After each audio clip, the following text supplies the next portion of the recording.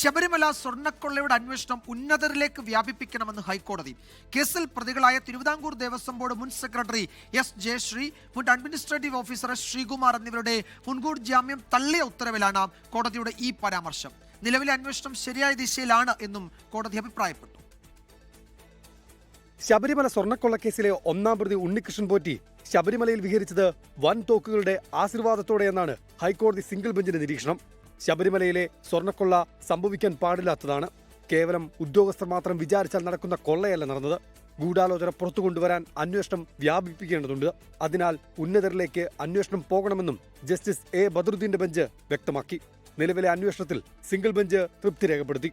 ഹൈക്കോടതിയുടെ പരാമർശം ഗുരുതരമെന്നും സ്വർണം കട്ടവരെ CPIM സംരക്ഷിക്കുന്നുവെന്നും പ്രതിപക്ഷ നേതാവ് VD സതീശൻ. ശബരിമല സ്വർണ്ണക്കൊള്ള കേസിൽ ജയിലിലേക്കുള്ള CPM നേതാക്കളുടെ ഘോഷയാത്ര തുടങ്ങിയിട്ടേ ഉള്ളൂ. ഇനിയും ഇതിനേക്കാൾ വലിയ നേതാക്കന്മാർ വന്നു ചേരാനുണ്ട് എന്നാണ് കോടതി വിധിയിലൂടെ പുറത്തു പറയേണ്ടത്.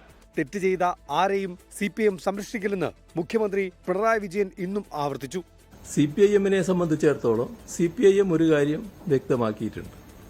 ഈ കാര്യത്തിൽ ആര് തെറ്റ് ചെയ്താലും ആ തെറ്റ് ചെയ്തവരെ സംരക്ഷിക്കുന്ന ഒരു നടപടിയും പാർട്ടിയുടെ ഭാഗത്ത് ഉണ്ടാകില്ല എന്നത് CPIM വ്യക്തമാക്കിയുള്ള കാര്യവുമാണ്. അതേസമയം സ്വർണ്ണക്കൊള്ളക്കേസിലെ രണ്ടാം പ്രതി മുരാരി ബാബുവിന്റെ ജാമ്യാപേക്ഷയിൽ ഹൈക്കോടതി പ്രോസിക്യൂഷനോട് വിശദീകരണം തേടി.